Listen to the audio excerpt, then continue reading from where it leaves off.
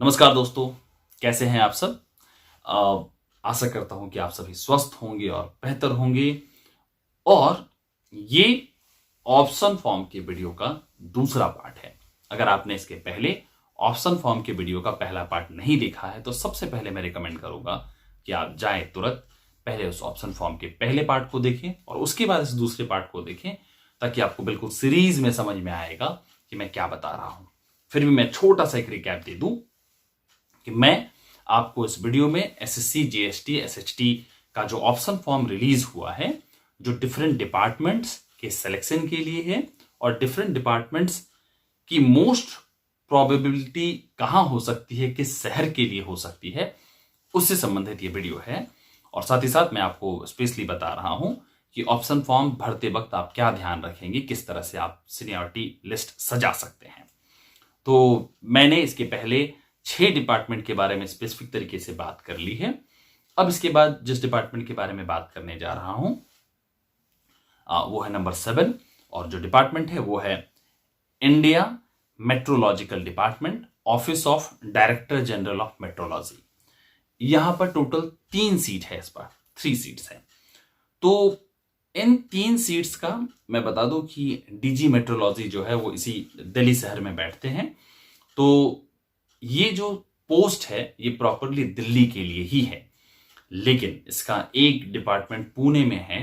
तो 3 सीट को 2 भागों में डिवाइड किया गया है, दिल्ली एंड पुणे। तो जो लोग दिल्ली और पुणे शहर के आसपास रहना चाहते हैं वो इस डिपार्टमेंट को चूज कर सकते हैं, उनके लिए काफी अच्छा है।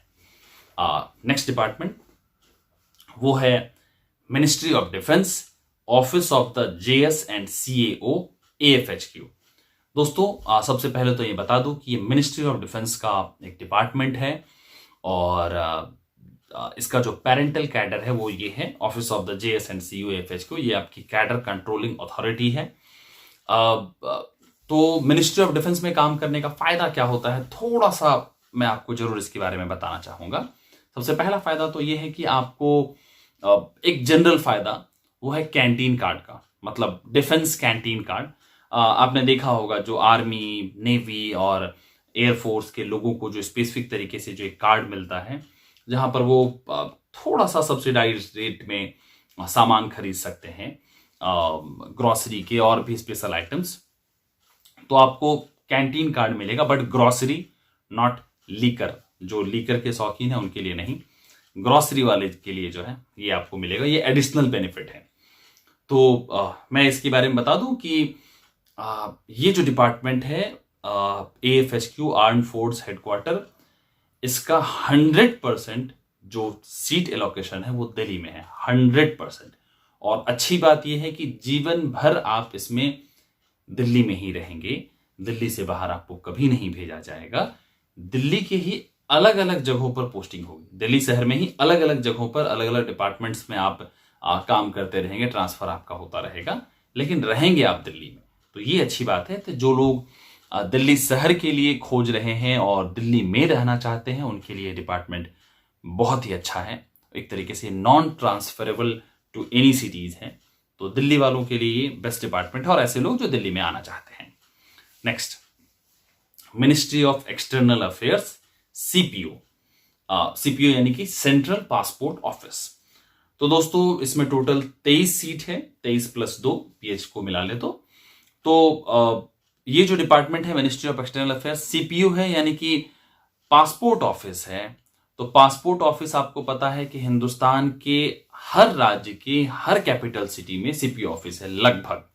टोटल किसी किसी शहर में 2 से अधिक है। टोटल ऑल ओवर इंडिया में 38 सीपीओज हैं, यानी कि 38 सेंट्रल पासपोर्ट ऑफिसेज हैं, जिसको सेवा केंद्र के नाम से भी जाना जाता है। तो 23-2-25 सीट जो है वो लगभग आप मान लीजिए कि ऑल ओवर इंडिया है ये। तो आप इसके लिए अप्लाई कर सकते हैं, और आपको हो सकता है कि अगर आपकी किस्मत अच्छी रही तो आप जिस शहर में चाहते हैं आपको वो शहर मिल जाए, लेकिन प्रोबेबिलिटी कम रहेगी क्योंकि हर शहर में मुश्किल से एक ही सीट होगी। तो इसका ख्याल रखें। बट आप अप्लाई कर सकते हैं इस डिपार्टमेंट के लिए, मिनिस्ट्री ऑफ एक्सटर्नल अफेयर्स के लिए, सीपीओ के लिए। 23 + 2 हर शहर, कैपिटल सिटी, वहां पर इसके चांसेस जो है अधिक हैं। Now coming to the main topic, जिसके बारे में बहुत सारे लोगों का मैसेज आ गया कि सीनियर ट्रांसलेटर का क्या होगा, हम कहाँ रखें उसको, क्या पहले रखें बाद में रखें। तो मैं बात कर रहा हूं मेन 3 डिपार्टमेंट की जो इस बार सीनियर ट्रांसलेटर की वैकेंसी दे रहे हैं। तो सबसे पहला तो मैं ये बता दूं कि जो भी कैंडिडेट जिन्हें लगता है या जिनके कैलकुलेशन में ये फिट बैठ रहा है कि उनका स्कोर 310 टू 315, 310 से 315 के बीच में जिनका स्कोर लगता है कि आ जाएगा, वो सीनियर ट्रांसलेशन के लिए, सीनियर ट्रांसलेटर वैकेंसी के लिए अपने आप को सबसे ऊपर प्रायोरिटी में रखें। यानी कि वो लिस्ट में जो सबसे पहली वैकेंसी भरे वो इन तीनों डिपार्टमेंट्स को रखें, ऊपर रख सकते हैं अगर आपको लगता है आपका स्कोर 310 से 315 के बीच है। तो इसका फायदा क्या होगा कि आपको सीनियर मिलने के चांसेस हो जाएंगे। अगर आप इनको नीचे रख रहे हैं तो दिक्कत यह होगा कि हो सकता है कि आपके स्कोर बहुत अच्छे हैं लेकिन फिर भी आपको जूनियर मिलेगा अगर आप इनको नीचे रख रहे हैं तो। लेकिन दूसरा नुकसान यह भी हो सकता है कि अगर आपके स्कोर कम है और आपने अगर इसे पहले ऊपर रख दिया है तो समस्या यह हो सकती है कि वो डिपार्टमेंट जो अच्छे डिपार्टमेंट थे, जहां पर आपके पास पॉसिबिलिटी ज्यादा थी, वो आपको नहीं मिलेगा और आपको बहुत नीचे कोई सबऑर्डिनेट ऑफिस दे दिया जाएगा। वो सारे डिपार्टमेंट जिसके बारे में मैंने बात नहीं की, वो जहां पर 1, 2, 3, 4 सीटें हैं, मतलब लेस देन जहां पर 10 सीट्स है, जिनके बारे में मैंने स्पेशली तौर पर चर्चा नहीं की, आपको हो सकता है उन डिपार्टमेंट्स में दे दिया जाए, जो कि थोड़ा समस्या का सबब हो सकता है क्योंकि आपको रीजनल पोस्टिंग छोटे शहर में मिल सकता है, किसी ऐसे शहर में मिल सकता है जहां आप नहीं रहना चाहते हैं। तो स्कोर क्राइटेरिया मैंने बता दिया 310 से 315। मैं specific category wise score criteria के लिए मैं एक वीडियो लाऊंगा जहां पर आप देख पाएंगे। मैं प्रयास करूंगा कि वो बिल्कुल सटीक बैठे। तो सबसे पहली बात, इसमें तीनों ही डिपार्टमेंट जो इस बार दिए गए हैं मिनिस्ट्री ऑफ डिफेंस के अंतर्गत आते हैं, तीनों ही डिपार्टमेंट। तो सबसे पहला फायदा जो मैंने बताया आपको कि आप मिनिस्ट्री ऑफ डिफेंस में भले ही काम करेंगे लेकिन मिनिस्ट्री ऑफ डिफेंस के सिविलियन स्टाफ कहलाएंगे, वर्दीधारी नहीं, मतलब यूनिफॉर्म नहीं पहनना है, लेकिन आपको मिनिस्ट्री ऑफ डिफेंस का जो बेनिफिट है वो सब कुछ मिलेगा। जैसा मैंने अभी बताया, कैंटीन कार्ड की एक फैसिलिटी मिलती है जो आप ग्रोसरी और बाकी सारी चीजें जो आप उससे ले सकते हैं। तो जो सबसे पहला डिपार्टमेंट जो इसमें आ रहा है, ministry of defence, office of the JS and CAO AFHQ, इसकी जूनियर ट्रांसलेटर की भी वैकेंसी और इसके सीनियर ट्रांसलेटर की भी वैकेंसी है। जूनियर की वैकेंसी जो मैंने अभी थोड़ी देर पहले बताई थी, जिसकी सीट 22+2 थी, और इस बार जो सीनियर की है वो बहुत अच्छी खासी वैकेंसी है, 25+1। दोस्तों एक बात मैं ये भी बता दूं कि इस बार जितने सीनियर ट्रांसलेटर की वैकेंसी निकली है वो पिछले 12-13 साल में सबसे अधिक है। 12-13 साल में मेरे हिसाब से सबसे अधिक है। और इनफैक्ट जो टोटल नंबर ऑफ वैकेंसी है मेरी जानकारी में, क्योंकि 12-13 साल तक ही मैं रिसर्च कर पाया, उससे पीछे मैं नहीं जा पाया 2010 के पहले, ये सबसे बड़ी वैकेंसी है अब तक की SSC JST की। तो आप बहुत अपने आप को लकी मानिए कि आपको इतने समय के बाद इतनी बड़ी वैकेंसी देखने का मौका मिला है और नंबर ऑफ सीनियर्स की संख्या भी सबसे अधिक आपको मिली है इस बार। तो 25+1 सीट जो है इसमें। तो ये डिपार्टमेंट प्रॉपरली दिल्ली में है, ministry of defence, office of JS and CEO, और लाइफ टाइम आप दिल्ली में रहेंगे और दिल्ली में ही सर्व करेंगे। तो जो लोग दिल्ली में रहना चाहते हैं और दिल्ली में सर्व करना चाहते हैं उनके लिए डिपार्टमेंट बहुत ही अच्छा है, आप अप्लाई कर सकते हैं। लेकिन मैं एक क्लॉज साथ में बता देना चाहता हूं आपको कि अभी जो है यहां पर प्रमोशन को लेकर एक छोटा सा कोर्ट केस चल रहा है, जिसका इफेक्ट कहा गया है कि इसके प्रमोशन पर पड़ेगा। अप डाउन हो सकता है, बट इसको लेकर आपको बहुत सोचने की जरूरत नहीं है। मुझे लगता है कि क्योंकि आप जितना अधिक सोचेंगे उतना अधिक आपके माइंड में जो है उलझन पैदा होगी। तो मैं चाहता हूं कि अगर आपके मार्क्स और स्कोर अच्छे हैं तो गो फॉर दिस, कम से कम डायरेक्टली सीनियर तो मिलेगा सबसे पहले। और दूसरा, किसी कैंडिडेट ने मुझसे पूछा था कि क्या मिनिस्ट्री ऑफ डिफेंस में ज्वाइनिंग कराने में अधिक समय लगता है? बिल्कुल लगता है। जितने भी मिनिस्ट्री ऑफ डिफेंस से रिलेटेड डिपार्टमेंट हैं, जितने भी इन्फोर्समेंट डिपार्टमेंट से रिलेटेड डिपार्टमेंट हैं, इन्फोर्समेंट मतलब हो सकता है CBI हो या NIA हो या इस तरह के और भी जितने भी डिपार्टमेंट हैं, उन तमाम डिपार्टमेंट में पहले डॉक्यूमेंट वेरिफिकेशन होता है, क्योंकि आपको पता है कि आप डिफेंस में काम करने के लिए जा रहे हैं तो आपकी मतलब आपके बैकग्राउंड को अच्छे तरीके से खंगाला जाएगा, अच्छे तरीके से छानबीन की जाएगी, ताकि किसी भी तरह का कोई दिक्कत ना हो, आप देश के लिए खतरा ना पैदा कर सके। तो इसलिए थोड़ा सा वेरिफिकेशन में समय लगता है, लेकिन इसी समय को कम करने के लिए एसएससी ने डायरेक्टली डिपार्टमेंट को डॉक्यूमेंट वेरिफिकेशन करने के लिए कहा है। तो क्योंकि अगर आपको सीनियर चाहिए तो बिल्कुल गो फॉर इट, मैं कहूंगा। तीनों ही मिनिस्ट्री ऑफ डिफेंस के डिपार्टमेंट है, थोड़ा इंतजार तो करना पड़ेगा। पहले पुलिस वेरिफिकेशन होगा, उसके बाद आपका सिलेक्शन होगा। लेकिन दूसरे डिपार्टमेंट में हो सकता है पहले आपकी ज्वाइनिंग हो जाए और बाद में वेरिफिकेशन चलता रहे, तो ये भी होगा। तो ये था मिनिस्ट्री ऑफ डिफेंस JSNCU, जिसकी 100% गारंटी दिल्ली में है। Now coming to the second, जो है IHQ MOD navy, directorate of civilian man power planning and recruitment. तो दोस्तों बता दूं कि टोटल 5 + 1 6 सीट है इसमें, और ये 6 सीट 8 जगहों के लिए है। तो इंटरनली 8 जगह मैं इसीलिए बताता हूं क्योंकि ऐसा नहीं होता है कि जब वैकेंसी आई थी, उन्होंने वैकेंसी दिया सपोज के लिए किसी एक सिटी के लिए, लेकिन ऐसा लगा कि वहां पर काम नहीं हो पा रहा है, तो दूसरे किसी शहर में जहां पर नंबर ऑफ सीट्स अधिक है वहां से उठा करके उन्होंने फॉर रिप्लेसमेंट किसी को भेज दिया। तो इस बार आपकी वैकेंसी वहां नहीं होगी, उस सिटी में नहीं, क्योंकि इंटरनल इनका चलता है, और जहां खाली था वहां आपको भेज देंगे। तो 8 ऐसे जगह हैं जहां पर आपको परम्यूटेशन कॉम्बिनेशन मिला करके आपको ये 6 सीट मिलने वाला है।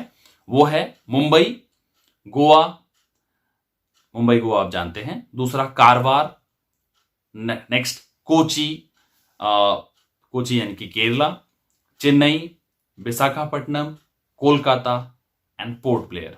पोर्ट ब्लेयर मीन्स बिल्कुल southern part of India, Andaman Nicobar और बिल्कुल उसके नीचे पोर्ट ब्लेयर। तो इन 8 जगहों में से किसी 6 जगहों पर आपकी पोस्टिंग हो सकती है। तो जो लोग भी इन जगहों पर जाना चाहते हैं वो अप्लाई कर सकते हैं इसके लिए, इस डिपार्टमेंट को चूज कर सकते हैं। और जो लोग केवल सीनियर के लिए जाना चाहते हैं वो भी इसके लिए आंख बंद करके जाएं, अधिक ना सोचें, बाकी बाद में। दूसरा, क्योंकि दोस्तों मैं बता दूं कि सीनियर से जूनियर आने में अगर आपको बहुत अच्छा डिपार्टमेंट मिल गया तो भी आपको 5 साल के समय लग ही जाता है, मिनिमम 5 इयर्स का क्राइटेरिया तो लग ही जाता है। और अगर कोई ऐसा डिपार्टमेंट मिला जहां समय लगता है तो हो सकता है वो 10 साल या उससे अधिक का भी समय लग जाए। कई बार आपको रीजनल ऑफिसेज मिल गए तो आप लाइफ टाइम जूनियर ट्रांसलेटर ही जॉब करते रह जाएंगे। हर 10 साल में आपको MACP मिलेगा, लेकिन आप कभी सीनियर नहीं बन पाएंगे, ये भी एक समस्या होती है। नेक्स्ट जो मैं डिपार्टमेंट की बात कर रहा हूं वो है एयर हेडक्वार्टर वायु भवन। तो एयर हेडक्वार्टर वायु भवन टोटल 22 + 1 सीट है। और मैं बता दूं कि ये एयर हेडक्वार्टर सुन करके आप बिल्कुल ये अपने माइंड में मत सोच लीजिएगा कि हेडक्वार्टर यानी कि दिल्ली, ऐसा नहीं है।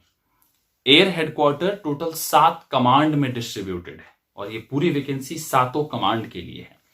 7 कमांड मतलब सबसे पहला वेस्टर्न कमांड जो है वो खुद दिल्ली है, वेस्टर्न कमांड। दूसरा ईस्टर्न कमांड जो शिलोंग में है, Shillong Meghalaya. Next central command Prayagraj यानी कि यूपी। सदर्न कमांड यानी कि साउथ का जो कमांड है वो है तिरुवनंतपुरम यानी कि त्रिवेंद्रम, केरला, नंबर 4।